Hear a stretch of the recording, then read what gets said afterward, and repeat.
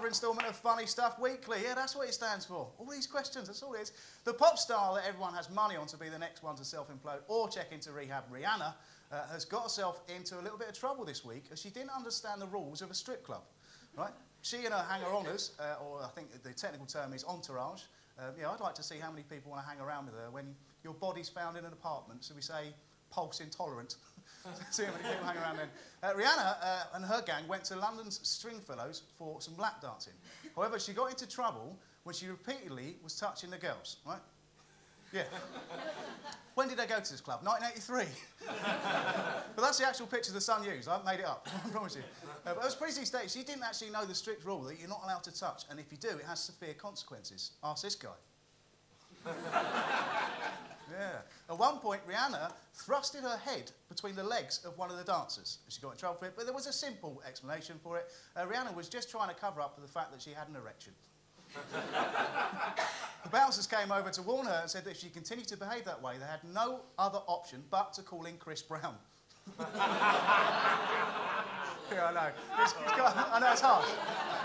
That is kind of harsh, isn't it? But judging by recent behaviour, I'm coming around to his way of thinking, I think.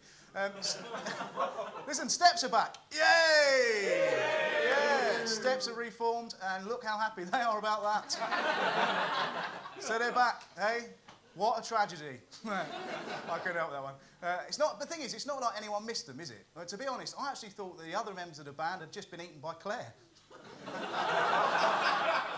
They're actually doing an arena tour, 14 dates. They're doing 14 dates in an arena. They're playing to 140,000 people. I didn't even know there were that amount of gays in the UK. But well done. Well done, Steps. Faye said that the band broke up because of a lack of communication between them. You mean they can actually talk and everything? Brilliant! But Lisa said about the reunion, things didn't end in the best way the last time, but this time she's hoping it has a happy ending. Well, that also depends on what massage parlour you're going to work at when Steps break up again. A store has realised that all women aren't built like Victoria Beckham. And when I say that, they mean they haven't got a brain that functions as well as a BlackBerry. But I have to be honest, I like a girl with a bit of meat on her. That's not what I meant. So, no, that's not what I meant either. It's getting kind of out. But plus-size retailer Simply Be have open stores in the Northwest with jumbo-sized change rooms. That's the actual words they use in their press release, jumbo-sized. Yeah, because that's how women like to be described, isn't it? What's that, darling? How do I look? Jumbo? Yeah. Thanks for joining in, mate. They might as well have said, here, oi, Chunky, come and squeeze into our store. Don't worry, we've got plenty of lube if you get stuck in a door frame. It's not a problem. But the owner was asked how he's going to attract women into his store. He said it would be a walk in the park. I don't think it would be, because if they walked in the park, they wouldn't fit into your clothes, mate. I think you should have used the idiom, it will be a piece of cake. The Dancing on Ice judge and full-time bellend, Jason Gardner, didn't he have a hair transplant from an action man? I'm sure he did. Jason has been in the press this week talking about a show that he's doing where he had to spend 5 days on a desert island. Right? Back away, I said desert island, not dessert. Back off. Right? Jason said the show was the toughest thing he's ever done. And by the way, he's done this, man. He said that he didn't eat for 5 days, and then he caught a fish, and it was the best thing he's ever had in his mouth. By the way, he's had this guy in his mouth. That's Ross's cum face.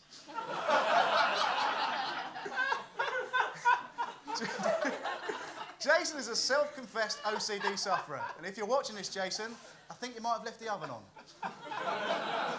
He used to get up at 4 AM just to clean the house, but can control the OCD better now. He said that he hadn't done. Sorry, he said if he'd done. Fuck off. That last bit. I'll have to get an edit point. He said that if he'd done this 5 years ago, he would have died of fright. Why didn't they make this programme 5 years ago? Yeah. But being so isolated gave him time to think and brought back memories of his childhood when he was actually bullied. Right? So it does end in some good news. Yay! Now for something very inappropriate. Right?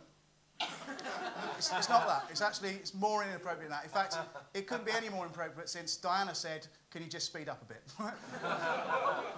A magazine in Italy This is ages ago. Get over it. A magazine in Italy has been giving away a set of knives with every copy, right? I don't mean that to collect the tokens and send away. They're actually attached to the magazine, right? Imagine if that happened here. The Daily Mail would implode. Look, that's outrageous, right? I mean, it couldn't get any worse than that, could it? Well, actually, yes, it could. The front cover had a picture of Amanda Knox. Do you know what's next? Gary Glitter to advertise how to look younger and get away with it, right? That's actually an advert, by the way, from the early 90s about how to get a young person's rail card.